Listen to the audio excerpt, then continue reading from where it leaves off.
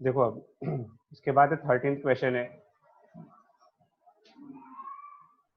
13th वाले question में ये इलेक्ट्रिक फील्ड मैग्नेटिक फील्ड का क्वेश्चन है, जिसमें इलेक्ट्रिक फील्ड और मैग्नेटिक फील्ड दोनों ही आपको एक्स डायरेक्शन में दी गई है कि इस तरफ इलेक्ट्रिक फील्ड है ई नॉट और इसी डायरेक्शन में मैग्नेटिक फील्ड बी भी है, प्लस एक चार्ज पार्टिकल को यहाँ पर,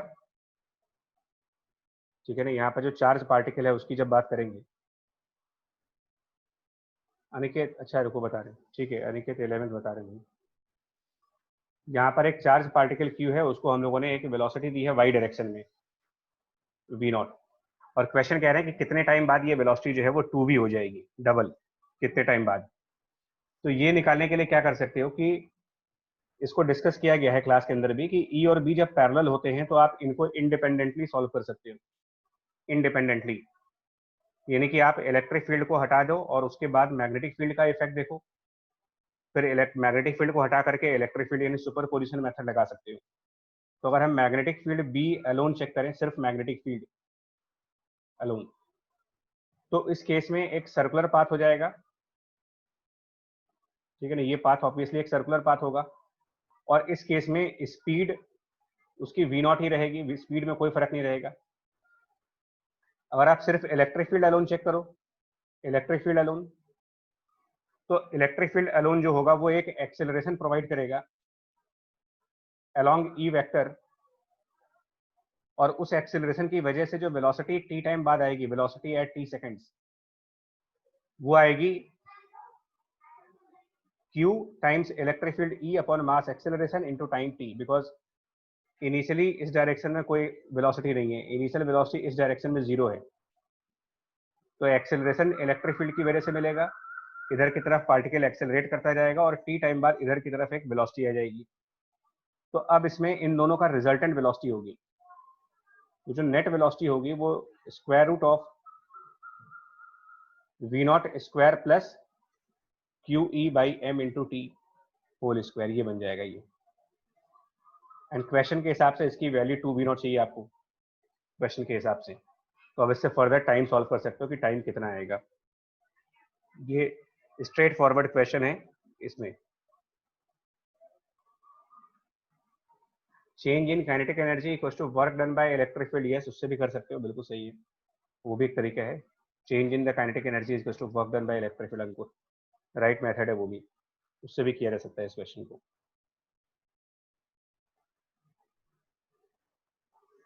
ठीक है, देन इसके बाद अभी एक क्वेश्चन आया है 11th भी बोतन है, तो 11th में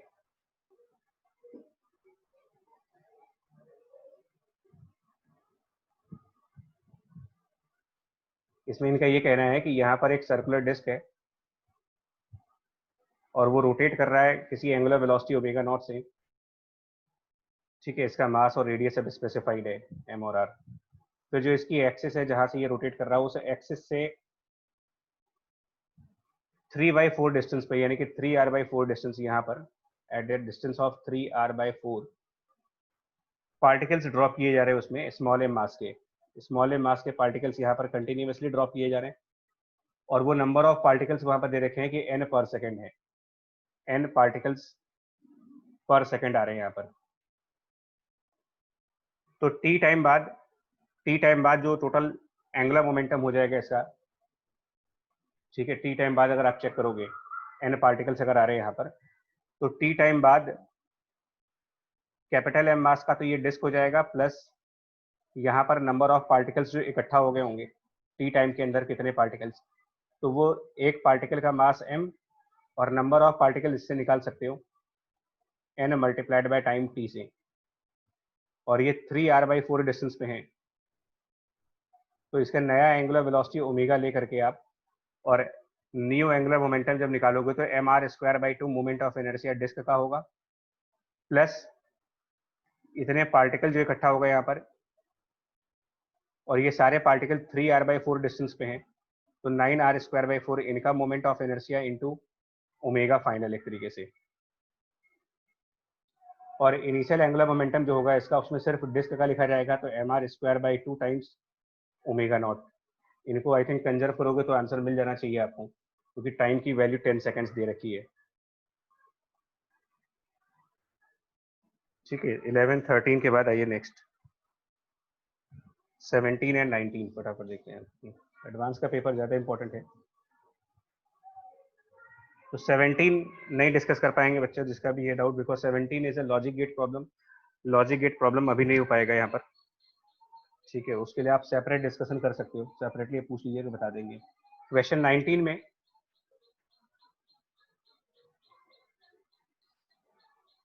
ये दो लेंसेज हैं, एक कन्वर्जिंग लेंस है और एक डाइवर्जिंग लेंस है, उनको वाटर में रख दिया गया।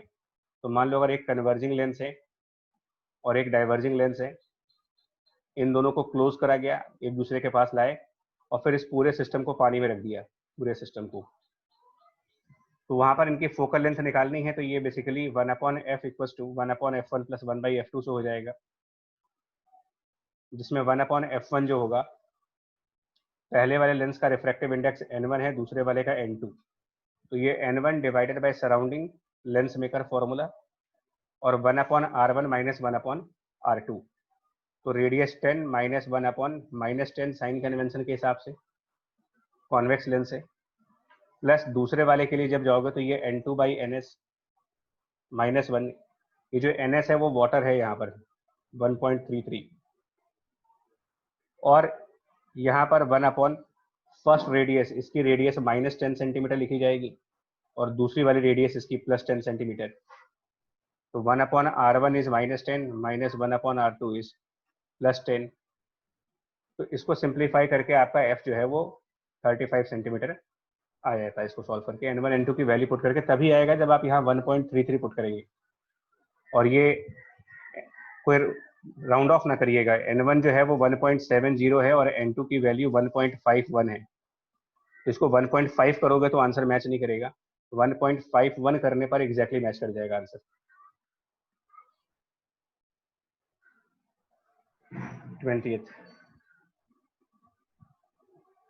20th क्वेश्चन में स्ट्रिंग का वाइब्रेशन है, ये स्ट्रिंग की वाइब्रेशंस की बात की जा रही है। तो स्ट्रिंग वाइब्रेशन में जब स्टैंडिंग वेव के कंसेप्ट आते हो, स्ट्रिंग वाइब्रेशंस के स्टैंडिंग वेव कंसेप्ट पर, तो स्ट्रिंग के वाइब्रेशंस मान लो इसका जो फिक्स पॉइंट है वो नोड हो जाता है, दूसरा वाला फिक्स पॉइंट वो भी नोड हो जाता है, और इस बीच में हम ये कहते हैं कि जो स्ट्रिंग होती है वो इस तरीके से वाइब्रेट करती है। किसी जनरल मोड में अगर आप जाओगे तो जनरल मोड में ऐसा होता है, बीच बीच में हमको नोड मिलते हैं उसमें। फिलहाल ये नहीं पता है कि बीच में कितने नोड मिल रहे हैं, ये नहीं मालूम इस क्वेश्चन में, क्योंकि इस क्वेश्चन में मोड ऑफ वाइब्रेशन नहीं दिया हुआ है। इस क्वेश्चन में कहीं पर भी ये मेंशन नहीं है कि मोड ऑफ वाइब्रेशन क्या होगा, बट इन्होंने एक चीज मेंशन करी हुई है कि जो एम्पलीट्यूड है, डिस्प्लेसमेंट एम्पलीट्यूड, ठीक है, 3.5 वाला 3.5 मिलीमीटर का जो डिस्प्लेसमेंट एम्पलीट्यूड है, वो पार्टिकल्स 15 सेंटीमीटर की सेपरेशन पर हैं। इसको ध्यान से यहाँ देखो। अब तो हम ये मान लेते हैं कि यहाँ पर कोई पार्टिकल है जिसका एम्पलीट्यूड 3.5 है, इसे कुछ मान लो आपकी यहाँ पर एक पार्टिकल है और इस पार्टिकल का डिस्प्लेसमेंट एम्पलीट्यूड 3.5 सेंटीमीटर है, सॉरी 3.5 मिलीमीटर है। तो अब इतना ही एम्पलीट्यूड, एग्जैक्टली सेम एम्पलीट्यूड आपको इसके सामने वाले पॉइंट पर मिलेगा, यानी यहाँ पर मिलेगा। फिर इतना ही एम्पलीट्यूड आपको इस नोड को क्रॉस करके मिलेगा, बट डाउनवर्ड डायरेक्शन में मिलेगा। फिर इतना ही एम्पलीट्यूड यहाँ पर मिलेगा। सिमेट्री का लगाते जाओ, साइन फंक्शंस हैं, साइन फंक्शंस में सिमेट्री आएगी, तो 3.5 मिलीमीटर की हाइट हमें कई सारे पॉइंट्स पर मिलेगी। क्वेश्चन के हिसाब से जहां जहां आपको 3.5 मिल रहा है उनके बीच का जो सेपरेशन है, सेपरेशन वो 15 सेंटीमीटर है। फिर इस 3.5 और अगले 3.5 के बीच में भी जो सेपरेशन है वो 15 है। फिर इस 3.5 और अगले 3.5 के बीच का सेपरेशन भी 15 है। इस तरीके से ये सारे सेपरेशन आपको 15 दे रखे हैं, और जबकि आपको ये भी पता है कि जो स्ट्रिंग है उसकी टोटल लेंथ 120 सेंटीमीटर है। तो अगर आप इस तरीके से बनाते जाओ तो आप समझ जाओगे कितने कितने लूप बनने चाहिए वहां पर, क्योंकि अगर हम इस तरीके से काउंट करते चले जाएं, ठीक है, तो 15 प्लस 15 30 प्लस 60 हो गया, ये फिर 90 हो गया, एक और 15 वाला आएगा आपके पास 105 वाला, बस इसके आगे नहीं जा सकते आप, ठीक है, ध्यान रखना, इसके आगे नहीं जा सकते, मतलब कि हमको ये वाला पोर्शन रिमूव करना पड़ेगा, ये पोर्शन हटाना पड़ेगा, क्योंकि ऑलरेडी आप, ये टोटल लेंथ आपकी 105 आ चुकी है, 105 सेंटीमीटर आप ऑलरेडी आ चुके हो, और टोटल स्ट्रिंग आपकी 120 सेंटीमीटर की ही है। तो अब ये डिस्टेंस, बचा हुआ डिस्टेंस, यानी जो इधर से डिस्टेंस बचा है आपका, ये वाला पॉइंट, इस नोड से लेकर के ये वाला डिस्टेंस, इसको हम कुछ स्मॉल एल मान लेते हैं, और एक इधर वाले नोड से, इधर वाले नोड से जो डिस्टेंस बचा है इसको एल मान लो। तो टोटल 120 होगा, तो 2l प्लस 105, ये वैल्यू मिलकर के आपकी 120 हो जाएगी। तो यहाँ से l की वैल्यू 7.5 सेंटीमीटर हो जाएगी। और अगर यही मेरा लास्ट पॉइंट है तो आप देख लो, इसमें एक लूप यहाँ पर बना, दूसरा लूप, तीसरा लूप, और ये चौथा लूप, इस तरीके से 4 लूप बन गए। इसका मतलब ये थर्ड ओवरटोन होगा, थर्ड ओवरटोन। अब इसमें जो एम्पलीट्यूड का फॉर्मूला लिखते हो आप, एम्पलीट्यूड स्टैंडिंग वेव में, वो लिखते हो maximum amplitude multiplied by sine of k x. तो मैक्सिमम एम्पलीट्यूड और साइन ऑफ के एक्स में जो के है that is 2 pi over lambda into x. अब लैम्डा कैसे लाओगे, तो एक नोड से दूसरे नोड का डिस्टेंस काउंट करो, one node to the other node, मतलब इस वाले नोड से और अगले वाले नोड तक का डिस्टेंस निकालें अगर, from one node to the other node, ये टोटल डिस्टेंस। तो ये टोटल डिस्टेंस आपको 30 सेंटीमीटर मिल रही है, और ये लैम्डा बाई 2 होता है। तो लैम्डा बाई 2 की वैल्यू यहाँ पर 30 सेंटीमीटर है, यानी कि लैम्डा जो है 60 सेंटीमीटर हो गया। तो अब आपका पास ये क्वेश्चन पूरा सॉल्व हो जाएगा। A max sine of 2 pi, lambda की वैल्यू 60 सेंटीमीटर, और यहाँ पर एक्स की वैल्यू। अब ये जो पहला वाला पॉइंट है वो इस नोड से 7.5 सेंटीमीटर पे है, तो आप x की जगह पर 7.5 रखो, और उसके करस्पॉन्डिंग जो एम्पलीट्यूड है वो 3.5 मिलीमीटर है। तो अब आपको मालूम चल जाएगा कि ए मैक्स कितना आएगा, इसके अंदर मैक्सिमम एम्पलीट्यूड कितना होना चाहिए। ठीक है जी, इस तरीके से आप 20th क्वेश्चन को सॉल्व करेंगे। ठीक है, इसको कैलकुलेट करिएगा, इसमें लेवल पे ये भी अच्छा क्वेश्चन है, आई मीन अच्छा कंसेप्ट इन्वॉल्व हो रहा है इसके अंदर, वेव चैप्टर का, स्पेशली स्टैंडिंग वेव का। देन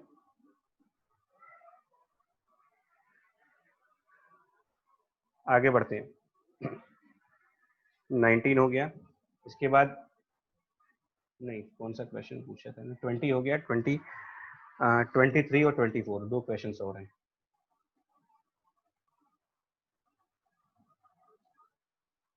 तो 23 जो है वो भी देख लो भाई।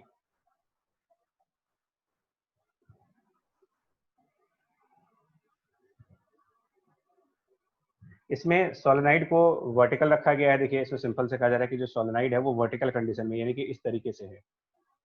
एक सेकंड, कोई डाउट है देख ले।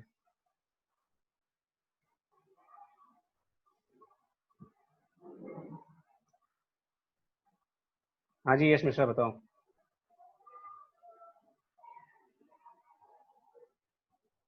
देखो 23 में ये सोलेनाइड इस तरीके से रखा गया है वर्टिकल कंडीशन में, इस तरीके से सोलेनाइड रखते हो सर। आप। हाँ बताओ सर 21 भी बता दीजिए। 21 कौन सा, अच्छा ठीक है रुको देखते हैं, है ना। इस तरीके से इसमें सोलेनाइड रखा गया ना, इस तरीके से आप कह रहे हैं कि आप इसमें वर्टिकल सोलेनाइड है और इसमें इस तरीके से वाइंडिंग्स है। तो इसमें आप ये कह सकते हो कि जब आप इस तरीके से वाइंडिंग्स रखोगे और इसमें कुछ करंट आई पास होगा, तो इसकी मैग्नेटिक फील्ड जनरेट होगी सोलेनाइड की एक्सिस के अलोंग। सोलेनाइड की एक्सिस के अलोंग मैग्नेटिक फील्ड जनरेट हो जाएगी mu not an I.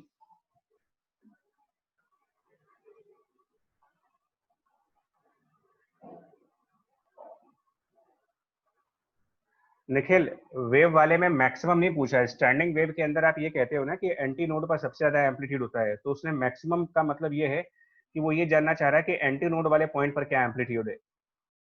Maximum उस सेंस में नहीं पूछ रहा, वो किसी पर्टिकुलर मोड ऑफ वाइब्रेशन में हम लोग को पता है कि जो एंटी नोड पर पार्टिकल्स होते हैं वो ज्यादा एम्पलीट्यूड पर ऑसिलेट करते हैं, नोड वाले पार्टिकल 0 पे करते हैं तो वो एक मतलब पार्टिकल्स के बीच में कंपैरिजन करके पूछ रहा है कि जिस पार्टिकल का मैक्सिमम एम्पलीट्यूड है उसकी क्या वैल्यू होगी।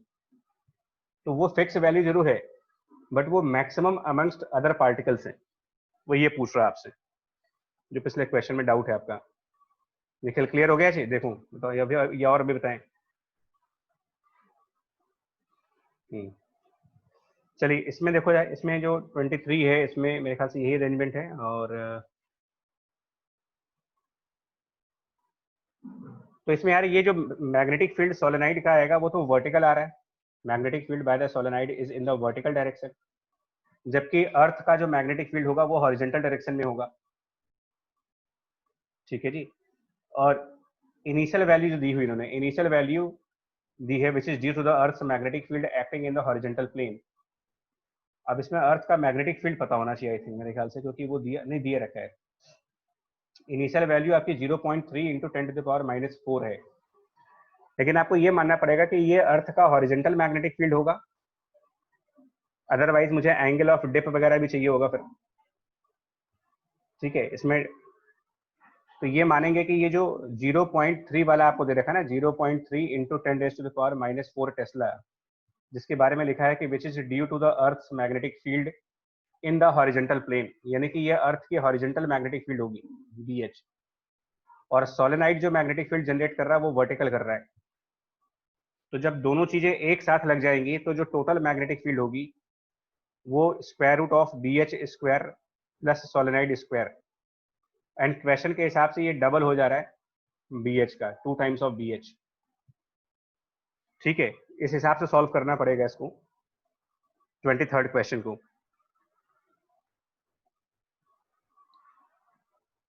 देन 24 और एक मिनट 21 भी है, 21 भी देख लो भाई। 21 में कुछ नहीं करना। 21 में यहाँ पर एक सरफेस है, ठीक है इसका, और उसके अलावा यहाँ पर ऑब्जेक्ट 1A इस तरफ है, ऑब्जेक्ट B इस तरफ है। रिफ्रैक्टिव इंडेक्सेस दे रखे हैं वहाँ पर 6/5 और 4/3।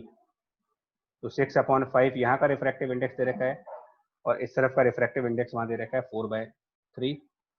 और ये दोनों ही ऑब्जेक्ट्स जो हैं वो कितने कितने डिस्टेंस पर हैं।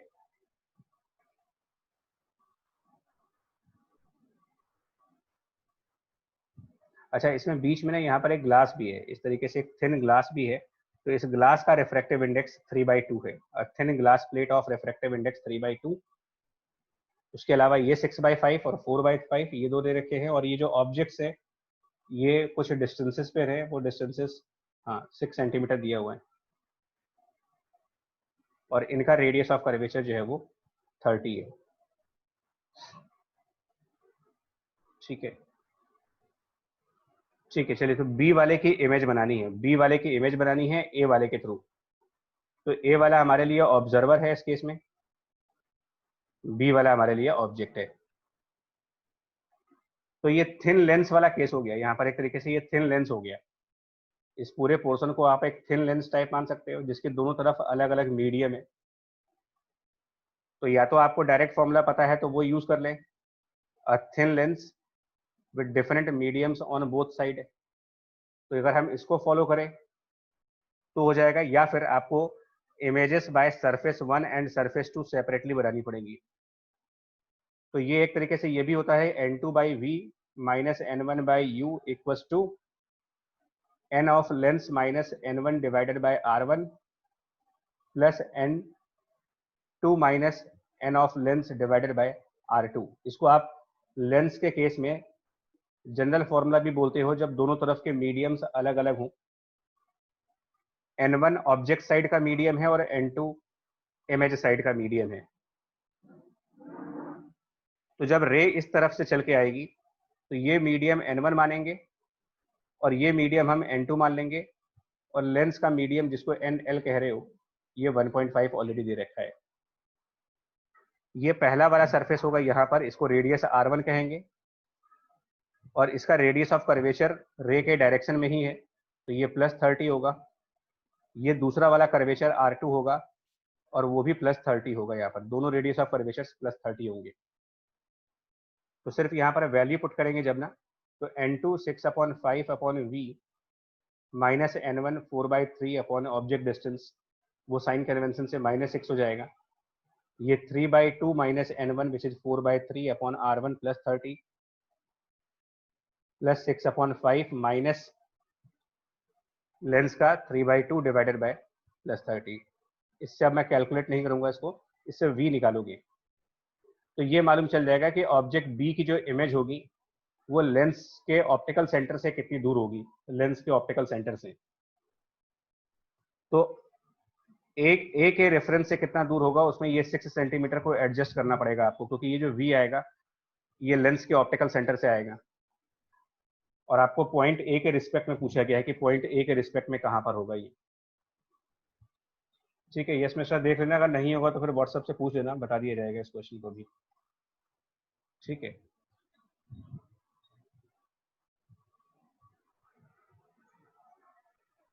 जल्दी से कंप्लीट कर लें इसको यार।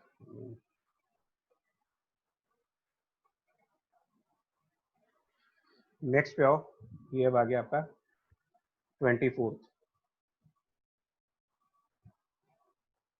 इसमें सोर्सेस P एंड Q हैं, यहाँ पर दोनों से वेव निकल रही है, इनके बीच का सेपरेशन जो है वो 120 है, 120 सेंटीमीटर सेपरेशन है इनके बीच में, और ये जो वेवलेंथ इनसे निकल रही है लैम्डा वो 60 सेंटीमीटर है। अब एक डिटेक्टर है जो लाइन PQ के पैरेलल है, which is the line parallel to PQ। ठीक है, ये भी उसी तरीके का कंसेप्ट होगा यहाँ पर, और ये एट ए डिस्टेंस ऑफ 120 है, ये डिस्टेंस आपको दे रखा है 120 सेंटीमीटर। और स्टार्टिंग में डिटेक्टर जो है वो इक्वी डिस्टेंट है, यानी कि स्टार्टिंग में डिटेक्टर यहाँ पर है। तो ये सेम कंसेप्ट होगा बच्चा, अभी जो थोड़ी देर पहले YDAC में डिस्कस कर रहे थे कि PQ के बाइसेक्टर पे जो लाइन होती है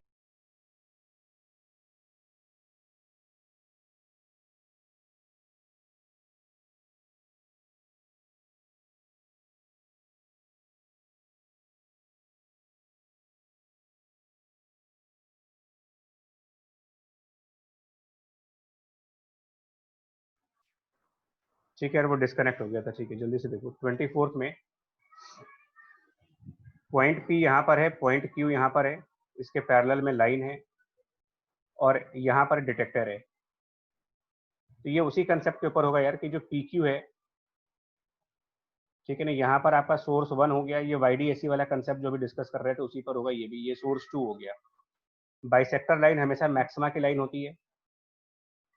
ठीक है, ये सेपरेशन 120 है, लैम्डा की वैल्यू 60 है। अब आप कंसेप्ट क्या लगाओगे, देखो कि जैसे ही आप उसके बाइसेक्टर वाले पॉइंट से लैम्डा अपॉन 4 यानी कि 15 सेंटीमीटर आगे आ जाओ।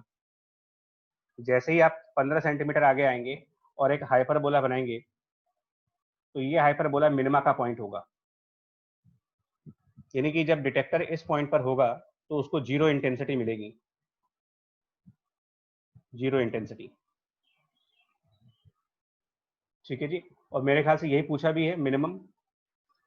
अब हम लोगों ने क्लास में डिस्कस किया था कि यहाँ पर क्या होता है कि ये जो डिटेक्टर की लोकेशन होती है, यहाँ पर जब आप टेंजेंट बनाते हो तो वो टेंजेंट बाइसेक्टर पे आके मिलता है।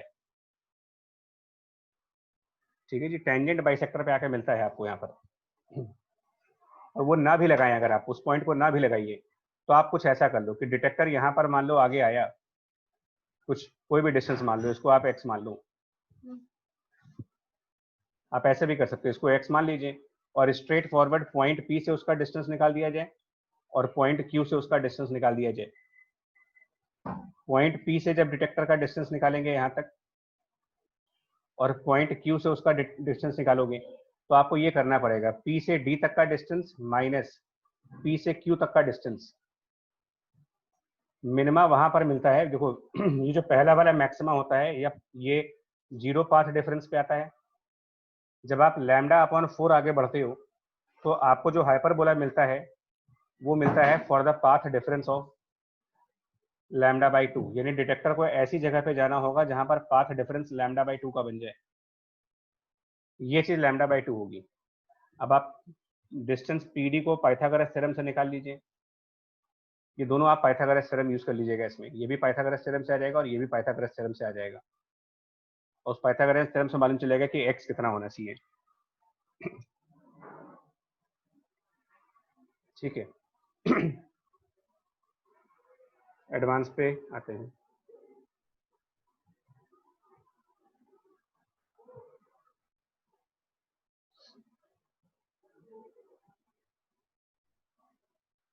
एडवांस पेपर पे आ जाइए।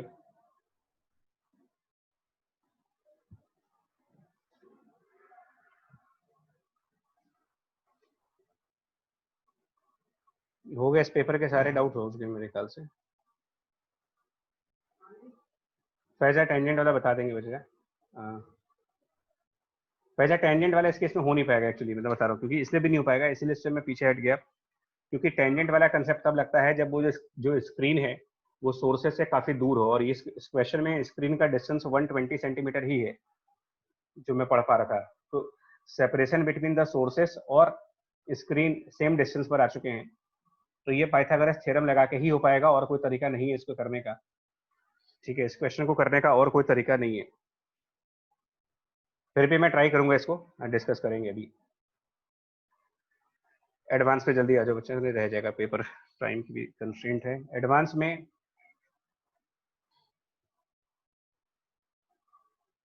क्वेश्चन 2, फर्स्ट क्वेश्चन भी देख रहा हूँ, फर्स्ट क्वेश्चन मैं बताऊंगा अभी आपको, लेकिन फर्स्ट क्वेश्चन में क्या है कि कुछ डायग्राम के अंदर मुझे एक गड़बड़ दिख रही है कि L/6 जो लेंथ दिखाई है डायग्राम के अंदर, और जो क्वेश्चन के टेक्स्ट में, मतलब उस क्वेश्चन की बॉडी में जो L/6 वर्ड है कि ओवर हैंग्स बाय L/6, वो एक अलग इन्फॉर्मेशन दे रहा है, और डायग्राम के अंदर जो L/6 दिखा रहा है उसका अलग मतलब निकल के आ रहा है। तो थोड़ा मुझे टाइम चाहिए उसको चेक करने का कि ये L/6 लेंथ कौन सी है। ठीक है, क्योंकि डायग्राम से जो इन्फॉर्मेशन आ रही है और क्वेश्चन की लैंग्वेज बॉडी से जो इन्फॉर्मेशन आ रही है, दोनों मैच नहीं कर रहे हैं इस केस में। तो मैं एक बार फिर से करके देखूंगा, तभी बता पाऊंगा इसको कि ये L/6 लेंथ कौन सी है। बाकी क्वेश्चन जल्दी से मैं बता दे रहा हूँ कि बाकी क्वेश्चन देखो क्या है। सेकंड वाले क्वेश्चन में यहाँ से एक पार्टिकल को थ्रो किया गया है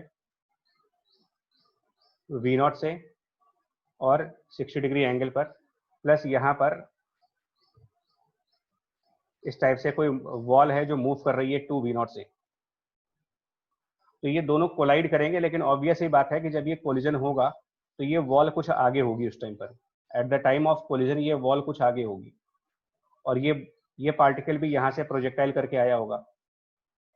तो ये अगर आप कोलिजन टाइम मानते हो, कोलिजन टाइम सपोज करो वो टी टाइम है कोलिजन का, तो उस टी टाइम के अंदर वॉल ने जो डिस्टेंस कवर कर ली वो हो गई 2V0t, और प्रोजेक्टाइल ने जो डिस्टेंस कवर कर ली इधर से वो उसकी horizontal velocity V0/2 into T हो गई। तो पहली इक्वेशन तो आप ये लगाओगे V0/2 into t plus 2V0t total distance equal to, ठीक है, total distance equal to d, first equation V0/2t plus 2V0t equal to d, first equation, ये फर्स्ट कोलिजन के बाद। और ध्यान रखिएगा कोलिजन के वक्त भी ये पार्टिकल V0/2 से चल रहा था और ये वॉल 2V0 से चल रही थी, यानी कि इनका जो अप्रोच वेलोसिटी है, अप्रोच वेलोसिटी वो 2V0 plus V0/2 which is 5V0/2, ये अप्रोच वेलोसिटी। कोलिजन इलास्टिक है तो सेपरेशन वेलोसिटी इतनी ही मिलेगी आपको। तो कोलिजन के बाद का डायग्राम अगर आप देखो तो कोलिजन के बाद कुछ ऐसा होना चाहिए। कोलिजन के बाद, आफ्टर कोलिजन, ये बॉल रिटर्न बैक करेगी वापस। अब आप इसके अंदर एक अप्रोक्सीमेशन लगाओगे कि जो वॉल है ये बहुत ज्यादा हैवी ऑब्जेक्ट होगा, तो इसकी वेलोसिटी नियरली अनचेंज मानी जाएगी, 2V0 ही मानी जाएगी, बट इस पार्टिकल की वेलोसिटी बदल जाएगी, और इसकी कितनी वेलोसिटी होगी ये आपको पता लगाना पड़ेगा। और यहाँ कंसेप्ट ये लगाओगे कि जो सेपरेशन वेलोसिटी होगी वो अप्रोच वेलोसिटी के बराबर होनी चाहिए मैग्नीट्यूड में, क्योंकि कोलिजन इलास्टिक है। So magnitude of separation velocity should be same as the magnitude of approach velocity. तो यहाँ पर क्या वेलोसिटी होगी अगर आपको निकालना को दिया जाए कि ये कितनी वी वेलोसिटी है, तो सेपरेशन वेलोसिटी हो जाएगी V - 2V0, और ये बराबर होना चाहिए 5v0/2 के। इसका मतलब ये बॉल वापस जाएगी 9/2 v0 वेलोसिटी से, और 9/2 v0 के बाद वो वापस उसी पॉइंट पर चली गई जहां से स्टार्ट किया था उसने। तो उसको जो डिस्टेंस कवर करना था वो ये वाला डिस्टेंस है, ये डिस्टेंस v0/2 इंटू टी वाला डिस्टेंस। ठीक है जी, उसको डिस्टेंस ये कवर करना, और टी आप पहली इक्वेशन से लाओगे, फर्स्ट इक्वेशन से। फर्स्ट इक्वेशन से अगर हमने टी कैलकुलेट किया होगा तो वो आएगा 2 times of D divided by 5v0। तो ये जो डिस्टेंस है v0/2 इंटू टी, ये d/5 है। तो d/5 डिस्टेंस वापस आना है इसको।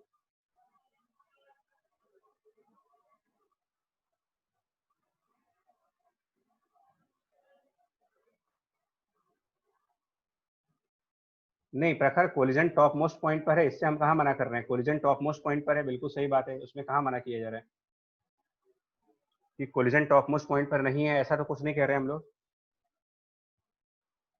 ठीक है, तो ये जो डिस्टेंस इसको वापस आना है d/5, ध्यान दीजिएगा, अब अगला वाला पॉइंट ध्यान दीजिएगा। तो d/5 डिस्टेंस इसको वापस आना है with a velocity calculated as 9/2 v0 horizontal velocity. तो डिवाइडेड बाय 9/2 v0, ये इसका टाइम होगा जो वापस आने का होगा, रिटर्निंग टाइम। तो returning time plus forward time, अगर दोनों को मिला दो आप, forward time plus returning time, तो फॉरवर्ड टाइम t था, वो 2d/5 v0 है। ये टोटल इसका टाइम ऑफ फ्लाइट है which is 2v0 sine theta over g। ये रिलेशन बनाओगे आपकी, टाइम ऑफ फ्लाइट अनचेंज होगा बिकॉज जो कोलिजन है यहाँ पर जो इम्पल्स आएंगे वो हॉरिजेंटल इम्पल्स आएंगे। तो हॉरिजेंटल इम्पल्स वर्टिकल पैरामीटर को चेंज नहीं करते, और वर्टिकल पैरामीटर जब नहीं चेंज होगा तो इसके टाइम ऑफ फ्लाइट की वैल्यू अनचेंज रहेगी, because time of flight y dimension के मोशन पे डिपेंड करता है, हॉरिजेंटल मोशन पे डिपेंड नहीं करता वो। तो सेम टाइम ऑफ फ्लाइट इसका यूज करोगे, और अब इसके बाद आप चाहो तो सॉल्व कर सकते हो, बिकॉज इसके बाद जो आंसर है वो आ जाएगा आपका। ट्राई कर लीजिएगा, डेफिनेटली आंसर आएगा इसका।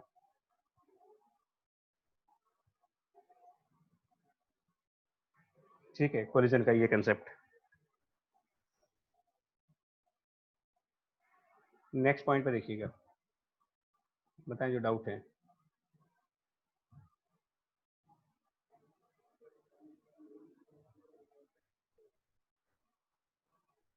हाँ अंकुर जी, वाई डायरेक्शन में कोई इंपल्स नहीं होने की वजह से वेलोसिटी अलोंग वाई एक्सिस तो सेम रहेगी, बट ये कोलिजन टॉप मोस्ट पॉइंट पर भी होना चाहिए। मैं बता दें आपको, कोलिजन जो है वो टॉप मोस्ट पॉइंट पर भी होना चाहिए। ठीक है, क्योंकि पाथ को भी रिट्रेस करना है, ध्यान दीजिएगा, पाथ भी रिट्रेस करना है इसको।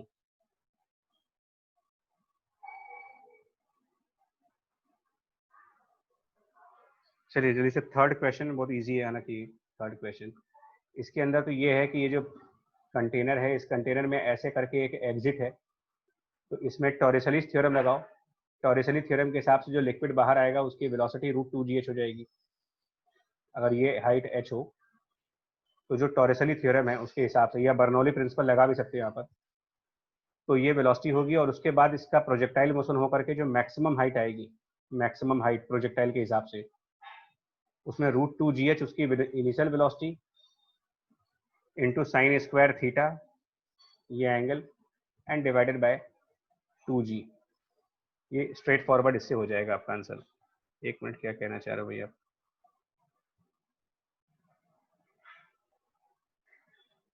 अच्छा प्रखर, नहीं प्रखर, इसका जो डायरेक्शन जो अभी पिछले वाले क्वेश्चन की जो आप बात कर रहे हो, पिछले वाले क्वेश्चन की, तो ये इसका आंसर मैंने क्रॉस वेरीफाई किया है, आई मीन अभी थोड़ी देर पहले किया था, तो इसका आंसर तो सही है। I mean 9√3v0। आप इस मेथड से एक बार करके देखना, फिर बताना मुझे, फिर इसको डिस्कस कर लेंगे। इसमें भी जो भी डाउट है वो व्हाट्सएप ओपन है हमेशा के लिए। नेक्स्ट पे आओ, क्वेश्चन 4 में थोड़ा सा एरर है। एक्चुअली वहां पर ऊपर जो एक इंडक्टर है उसके नीचे वायर बन चुका है, जबकि वहां पर भी एक इंडक्टर होना चाहिए था, वहां पर भी एक इंडक्टर है एक्चुअल में। तो मैं इसका आपको लॉजिक डिस्कस कर दे रहा हूँ क्या है। यहाँ पर एक्चुअल में यहाँ पर एक इंडक्टर है वो मिसिंग हो गया है, और ये 3 इंडक्टर हैं। लॉजिक देख लीजिए तो दैट कि अगर इस कंसेप्ट का क्वेश्चन कभी आता है, और ये इस तरीके से है, ये स्विच है, यहाँ पर रेजिस्टेंस है, तो ये स्विच बंद है, यहाँ पर एक वोल्टेज है, और ये सब आपको करना क्या होगा, ये L1, L2 और L3 अगर हो तो आप इनका L इक्विवेलेंट निकालोगे, इन सब का L इक्विवेलेंट निकालोगे, जस्ट लाइक रेजिस्टेंस का इक्विवेलेंट निकालते हो कि L1 L2 पैरेलल में होंगे प्लस ये, तो ये हो जाएगा L1 L2 divided by L1 plus L2 और प्लस L3। जब इस सर्किट का स्टडी स्टेट आ चुका होगा तो स्टडी स्टेट पर इस कैपेसिटर में प्लस माइनस CV का चार्ज होगा, और इस ब्रांच में V/R की करंट होगी, LR सर्किट। इंडक्टर से स्टडी स्टेट करंट V/R और कैपेसिटर का स्टडी स्टेट चार्ज CV। इसके बाद जब ये स्विच ओपन कर दोगे आप, तो इफेक्टिव डायग्राम ये बनेगा, ये L इक्विवेलेंट और यहाँ पर कैपेसिटर ये बनेगा इफेक्टिवली।